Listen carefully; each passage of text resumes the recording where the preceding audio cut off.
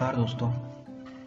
हम जो है एक नई वीडियो लेके आए हैं जिसमें हम डिस्कस करेंगे banking system of Himachal Pradesh. Himachal Pradesh का जो बैंकिंग सिस्टम और बैंकिंग स्ट्रक्चर है उसके बारे में हम जो है वो इस वीडियो में डिस्कस करेंगे, जो कि बहुत सारे कॉम्पिटिटिव एग्जाम्स में पूछा जाता है और ये एक मिसलिनियस टॉपिक भी है हिमाचल प्रदेश के लिए।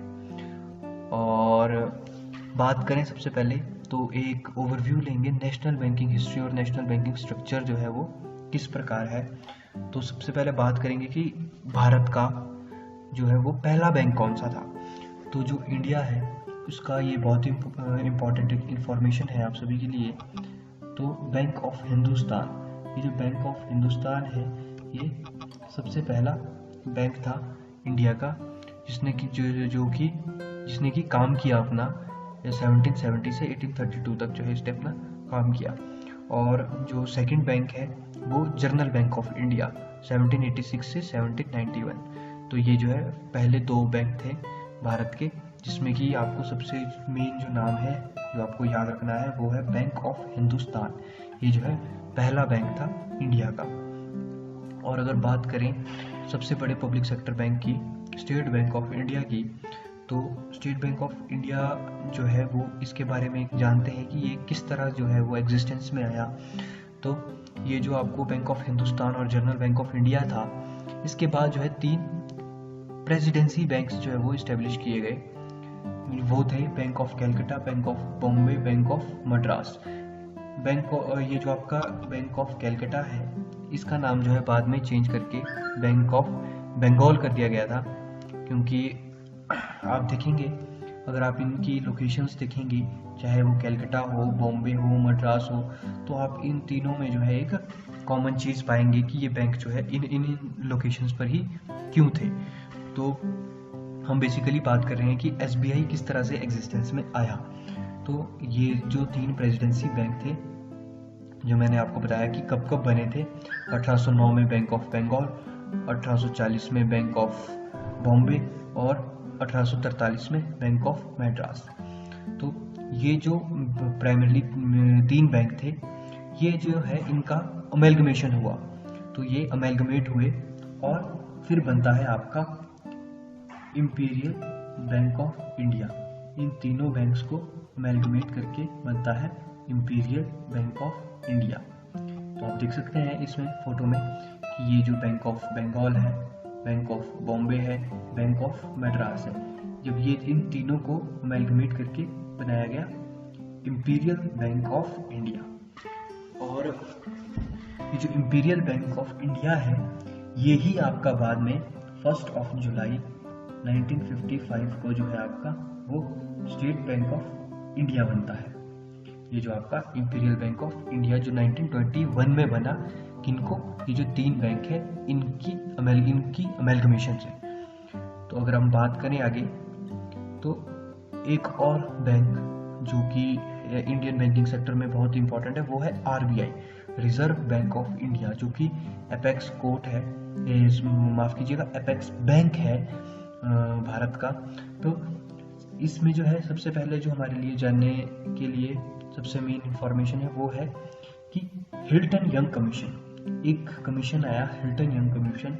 इस कमीशन ने जो है रेकमेंड किया था एस्टेब्लिशमेंट ऑफ आरबीआई, कि आरबीआई की एस्टेब्लिशमेंट जो है वो इस कमीशन ने जो है वो रिकमेंड की थी, हिल्टन यंग कमीशन। और 1934 में जो आपका आरबीआई एक्ट है वो पास हो गया और 1935 में जो है आपका वो ऑपरेशन में आ गया था रिजर्व बैंक ऑफ इंडिया। और जो इस बैंक के पहले गवर्नर थे वो थे sir Osborne Smith. Sir Osborne Smith जो है इसके पहले गवर्नर थे। और ये जो है आपको तीन डेट्स जो है वो याद रखनी है। 1926 हिल्टन कमीशन आया और इसने रिकमेंड किया था, और 1934 में आरबीआई एक्ट पास हुआ और 35 में ये ऑपरेशन में आया। और एक और डेट इसके लिए इम्पोर्टेंट है वो है 1949। 1949 में जो है ये बैंक नेशनलाइज कर दिया गया था। और नेशनलाइजेशन की बात कर ही रहे हैं तो इंडियन बैंकिंग हिस्ट्री में ये भी एक बहुत ही इम्पोर्टेंट है टॉपिक आता है, नेशनलाइजेशन ऑफ बैंक्स। तो ये 2 तारीख है जो बहुत ही ज़रूरी है। अगर आप भारत इंडियन बैंक्स के बारे में पढ़ रहे हैं, नेशनलाइजेशन ऑफ बैंक्स के बारे में पढ़ रहे हैं, तो मैडम इंदिरा गांधी के टाइम में जो है वो बैंक नेशनलाइज हुए थे। तो सबसे पहले 19 जुलाई 1969 को 19 जुलाई 1969 को आपके 14 बैंक्स जो 14 बैंक्स थे वो नेशनलाइज हुए, और 1980 को 15 अप्रैल 1980 को 6 बैंक जो है आपके वो नेशनलाइज हुए। तो 14 बैंक 1969 में नेशनलाइज हुए और 1980 में जो है आपके वो 6 बैंक नेशनलाइज हुए। तो टोटल जो बैंक्स हो गए, जो नेशनलाइज बैंक्स थे वो थे 20। तो हमारे पास 20 टोटल नेशनलाइज बैंक हो गए। मगर जो ये न्यू बैंक ऑफ इंडिया है ये बाद में मर्ज हो गया था आपका पंजाब नेशनल बैंक है, इसमें जो है ये आपका मर्ज हो गया था न्यू बैंक ऑफ इंडिया। तो उसके बाद जो है कितने नेशनलाइज बैंक रहे? 19 नेशनलाइज बैंक। और अगर एट प्रेजेंट हम बात करें तो इस समय हमारे पास 21 पब्लिक सेक्टर जो है वो बैंक है। तो ये बात कर रहे थे हम नेशनलाइजेशन ऑफ बैंक्स की। और ये जो है आप पूरा ये जो है हमारा बैंकिंग स्ट्रक्चर है, ये जो आप इसमें इस फोटो में देख रहे हैं, इस पिक्टोरियल रिप्रेजेंटेशन में आप देख रहे हैं, ये पूरा जो है ये है हमारा पूरा जो है आपका बैंकिंग स्ट्रक्चर है, जिसमें कि सबसे ऊपर जो है आप देख सकते हैं RBI है जो कि सेंट्रल बैंक और मॉनेटरी अथॉरिटी है, जो कि एपेक्स बैंक है जो रेगुलेट करता है सारे बैंक्स को। फिर उसमें जो है आपका फर्दर डिवाइड है शेड्यूल्ड बैंक्स और अनशेड्यूल्ड बैंक्स। अगर बात करूं शेड्यूल्ड बैंक्स तो लगभग 98% जो है इंडिया में वो शेड्यूल्ड बैंक्स ही हैं। अनशेड्यूल्ड बैंक्स जो है बहुत ही कम है, बहुत ही गिने चुने बैंक्स होंगे जो अनशेड्यूल्ड होंगे, बाकी मैक्सिमम जो है वो शेड्यूल्ड बैंक्स है। तो ये हमारे लिए इतना इम्पोर्टेंट भी नहीं है अनशेड्यूल्ड बैंक्स, क्योंकि मैक्सिमम जो है वो इंडिया में बैंक्स जो है वो शेड्यूल्ड है। फिर ये जो शेड्यूल्ड बैंक है ये आगे आपके फर्दर डिवाइड होते हैं कॉमर्शियल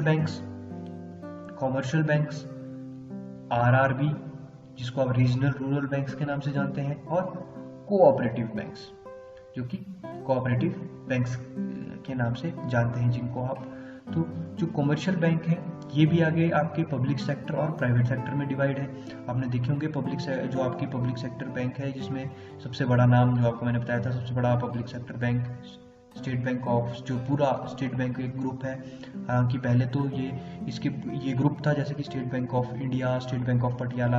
अब जो है ये सारा एक में ही SBI में ही सब कुछ सारे ये जो है मर्ज कर दिए गए हैं। और फिर है आपका जो बाकी जो अभी हमने देखे 19 नेशनलाइज्ड बैंक है, वो भी सारे पब्लिक सेक्टर बैंक्स में है। फिर ये जो प्राइवेट सेक्टर बैंक है इसमें कुछ इंडियन बैंक्स और फॉरेन बैंक्स है। आपने देखे होंगे प्राइवेट सेक्टर बैंक जैसा कि आप जानते हैं HDFC है जो सबसे बड़ा एट प्रेजेंट जो है सबसे बड़ा प्राइवेट सेक्टर बैंक चल रहा है, और आपका ICI है। इन दोनों में जो है वो कंपटीशन चला रहता है। फिर आप फॉरेन और भी बहुत सारे इंडियन बैंक्स हैं जो कि प्राइवेट सेक्टर बैंक है।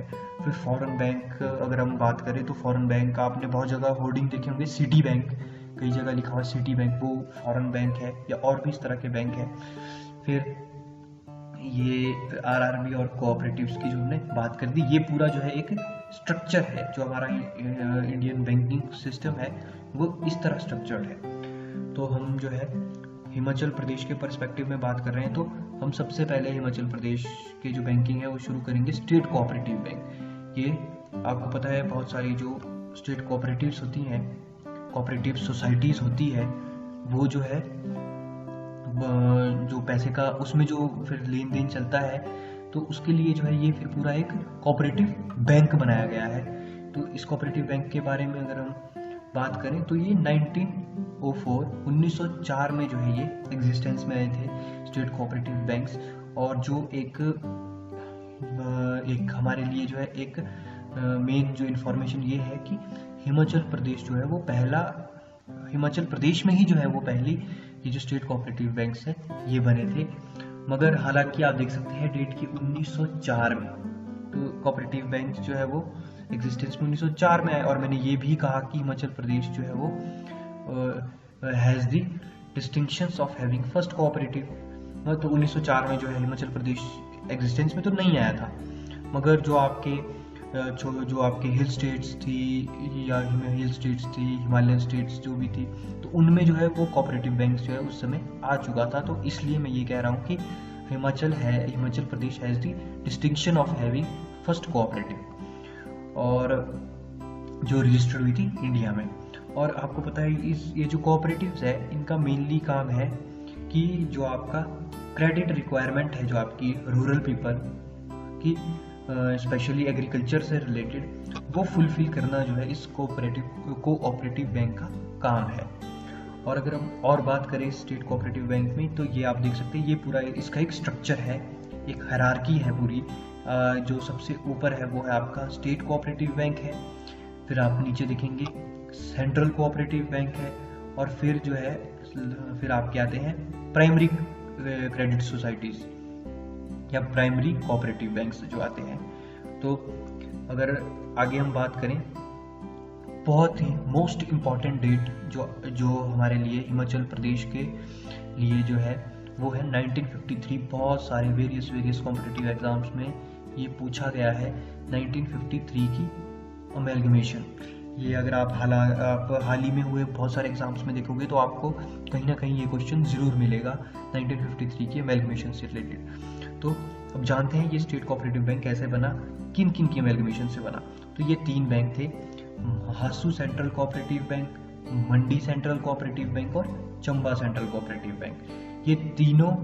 इन तीनों की अमेलगमेशन से जो है वो हमारा HPSCB Himachal Pradesh state cooperative bank बना। तो 1953 की अमेलगमेशन, तो ये बहुत इंपॉर्टेंट डेट है। 1953 में अमेलगमेशन हुई, 3 बैंक्स महासू, मंडी और चंबा, फिर आपका जो है आपका Himachal Pradesh state cooperative bank बना। तो 1953 इंपॉर्टेंट डेट है एक हिमाचल प्रदेश के लिए। और आगे अगर हम बात करें तो ये जो आपका Himachal Pradesh state cooperative bank है, ये जो है आपका रजिस्टर्ड हुआ था 1953 में। ये रजिस्टर्ड हुआ, जो आपकी कोऑपरेटिव सोसाइटी एक्ट है 1913 का, उसके तहत जो है ये आपका रजिस्टर्ड हुआ था। और इसने जो है 1954 में जो है इसने अपना काम करना शुरू कर दिया था, ये ऑपरेशन में जो है आ गया था, फंक्शनिंग जो है इसकी शुरू हो गई थी 15 मार्च 1954 में। एक और जो डेट है, जिस तरह 1953 महासू, मंडी और चंबा ये हमारे लिए इम्पोर्टेंट है, उसी तरह ये 1955 भी, क्योंकि 1955 में एक जॉइंट बैंक जिसका नाम है बैंक ऑफ सिरमौर, ये जो है मर्ज हुआ था आपका Himachal Pradesh state cooperative bank में 1955 में। अब अगर किसी ने ध्यान दिया होगा तो यहाँ मैंने लिखा है मर्ज्ड, यहाँ मैंने मर्ज लिखा है, और जो मेरी पिछला था उसमें मैं लिखा था अमेलगमेशन। तो आप देखोगे कि यहाँ तीन बैंक है, महासू, मंडी, चंबा, ये 3 डिफरेंट बैंक्स है। इन्होंने ये आपस में मिलके इन्होंने क्या बनाया, एक नया बैंक बना जिसका नाम है Himachal Pradesh state cooperative bank. तो अमेलगमेशन में क्या हुआ कि 3 डिफरेंट चीजों ने मिलके एक नई चीज बनाई, मतलब 1, 2 और 3 ने मिलके एक नई चीज बनाई 4, मतलब महासू, मंडी और चंबा सेंट्रल कोऑपरेटिव बैंक्स ने मिला के एक नया बैंक बनाया, स्टेट कोऑपरेटिव बैंक। मगर अगर बात करें यहाँ पर, तो यहाँ देखेंगे आप कि स्टेट कोऑपरेटिव बैंक तो हमने देखा 1954 में एग्जिस्टेंस में आ गया था कि फंक्शनिंग स्टार्ट कर दी, और 1955 में अब क्या हुआ, बैंक ऑफ सिरमौर जो है वो मर्ज हुआ, मतलब कोई चीज पहले से एग्जिस्ट कर रही थी उसमें ये मर्ज हुई। तो मैं उम्मीद करता हूँ कि आप समझ गए होंगे कि अमेलगमेशन और मर्जर में दोनों में जो है वो क्या डिफरेंस है, और ये दोनों किस तरह से रिलेट करती है, क्यों ये टर्म्स जो है ये यहाँ पर यूज हुई है, क्योंकि बहुत जगह मैंने कहीं अमेलगमेशन यूज किया है, कहीं मर्जर यूज किया है। और एट प्रेजेंट अगर हम बात करें स्टेट कोऑपरेटिव बैंक की, तो एट प्रेजेंट जो है इसकी 217 जो है ब्रांच है और एक्सटेंशन काउंटर है, और लगभग 94% रूरल एरियाज जो है स्टेट में ये काम कर रहा है। हालांकि हिमाचल प्रदेश जो है वो मेनली रूरल एरिया में ही है आपका। तो सिर्फ जो आपका शिमला है वो अर्बन और रूरल में है, बाकी मैक्सिमम जो आपका हिमाचल प्रदेश है वो रूरल एरिया में है। और एक ब्रांच जो है इसकी वो न्यू सब्जी मंडी आज़ादपुर न्यू दिल्ली में भी है, क्योंकि आपको पता है जैसा कि नाम से देख सकते हैं न्यू सब्जी मंडी, तो हिमाचल प्रदेश जो है एक एग्रीकल्चर और हॉर्टिकल्चर आपकी स्टेट है, प्रोडक्शन वाली स्टेट है। तो उनकी फैसिलिटी के लिए जो है ये एक इसकी Himachal Pradesh state cooperative branch की जो एक ब्रांच है वो आपकी यहाँ पर दिल्ली में भी है। तो कुछ क्वेश्चंस जो है वो मैं आपसे उम्मीद करूँगा कि आप कमेंट बॉक्स में लिखेंगे, और जो भी इनका आंसर कमेंट बॉक्स में लिखेगा तो जो इसका पार्ट 2 आएगा जिसमें कि हम बात करेंगे कांगड़ा कोऑपरेटिव, जो आपका कांगड़ा कोऑपरेटिव बैंक है और जो आपका Kangra cooperative bank Jogindra bank है, या आपके RRBs हैं हिमाचल प्रदेश में, उनके बारे में जो है हम वो पार्ट 2 में डिस्कस करेंगे।